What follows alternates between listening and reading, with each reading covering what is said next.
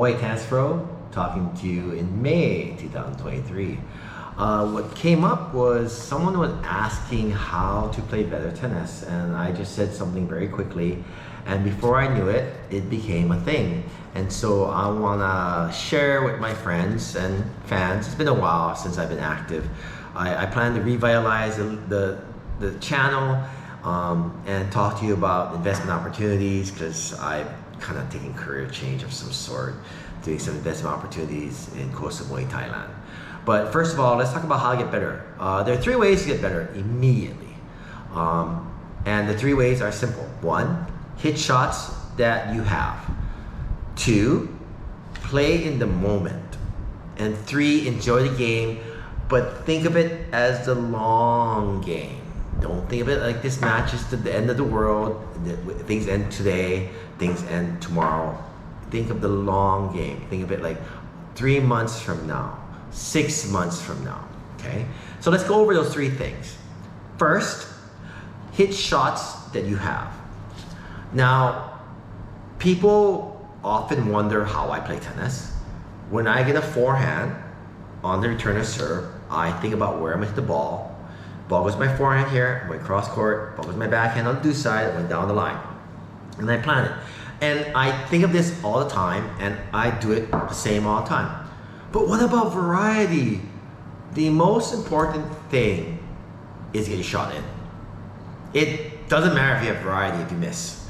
So I rather hit 95% of my shots back in than hit 50% of my shots in and have variety. So forehand goes wide to my forehand, I hit cross court forehand, to their forehand, court's covered, I'm ready for the next shot. Ball goes to my backhand, I hit down the line, to their backhand, court's covered, I'm ready for the next shot. You hit down the line, backhand to the corner, you cover over, you cover the court, okay? They put me extremely wide, I lob. And the whole thing is, I'm hitting shots I have, and I'm not gonna miss, and I create pressure on my opponent for that. Now, what does this mean in terms of the rally? In the rally, I have a really good backhand down the line. I have a really good cross-court slice down the line. I have a really good forehand down the line, forehand inside out. I have a really bad cross-court forehand. I rarely hit a cross-court forehand because I have a really bad cross-court forehand. It's a real problem if I play a lefty. So I, in the rally, tend to hit shots I have. I know what shots I can hit very well, where the ball is, and just sit there and think. I'm on the baseline, ball goes to my forehand, I take a step, where am I hitting this forehand? I'm hitting it down the line. Why? Because my cross-court forehand stinks. Simple, right? And when I go to my backhand, I'm hitting cross-court slice, backhand, I'm positioning myself on the outside of the court, and I'm ready for the next ball. So by hitting shots you have, you've done 2 things. 1, you hit shots you have. You get better at it. You can hit it harder and harder because you're good at these shots. 2, you cut down errors. But what about variety?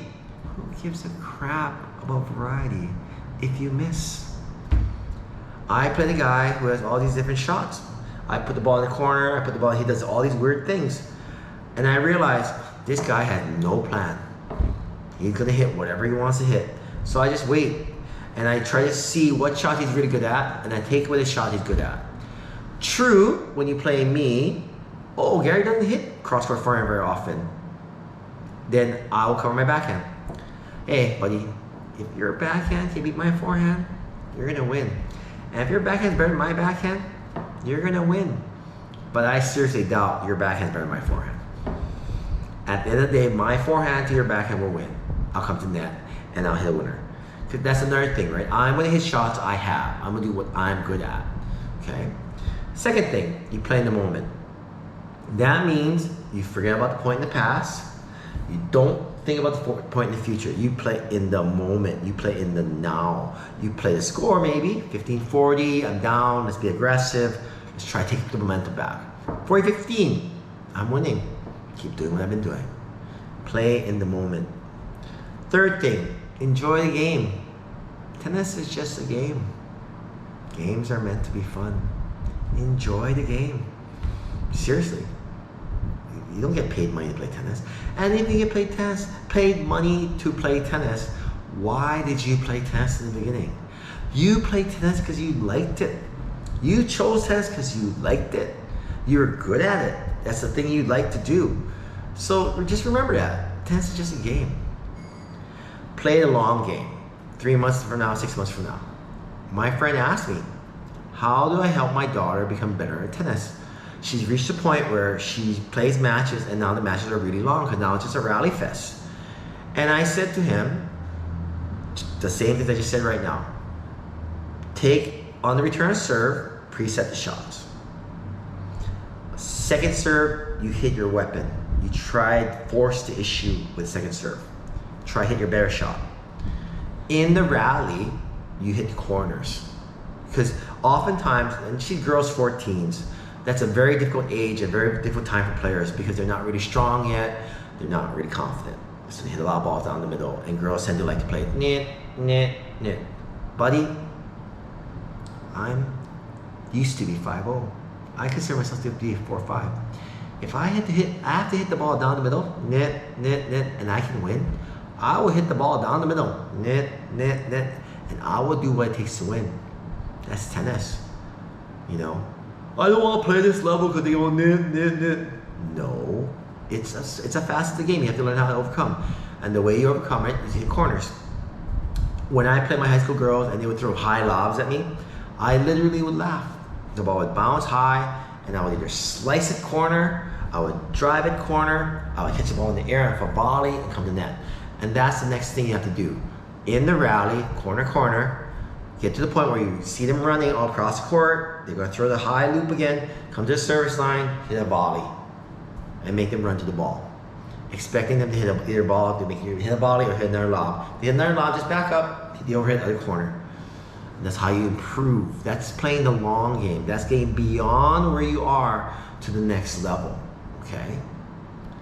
And lastly, I've talked about the 3 things to make yourself better. Hit shots that you have, play in the moment, and enjoy the game of tennis, but play the long game. 3 months from now, 6 months from now, where are you gonna be?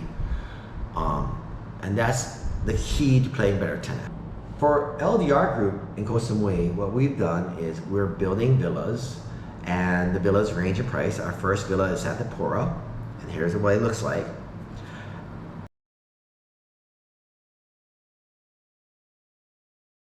Range in price. Our first villa is at the Pura, and here's what it looks like.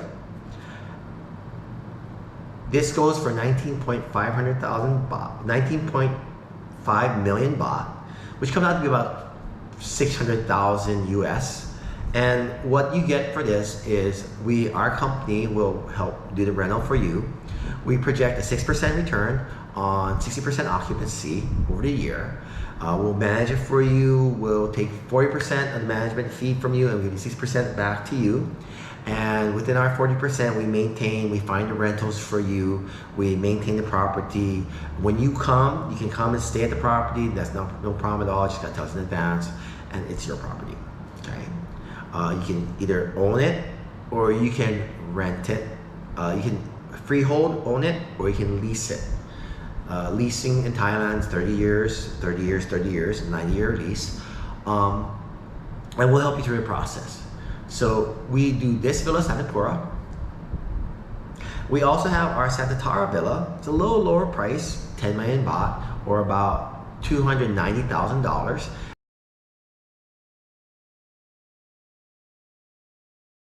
And same deal we talked about earlier. We do a rental program for you. We will manage it for you. And here's what it looks like. So if you're ever interested in buying a villa, taking an investment, having something outside the country, for Americans, if you make over 115,000 US dollars, you're liable for tax. So unless you flip the villa, the odds are you're not gonna make that much money. And so you don't have that tax liability. You can talk to your tax lawyer for your country and find out more details. I deal with the Americans, so if you have any questions for the Americans, come talk to me.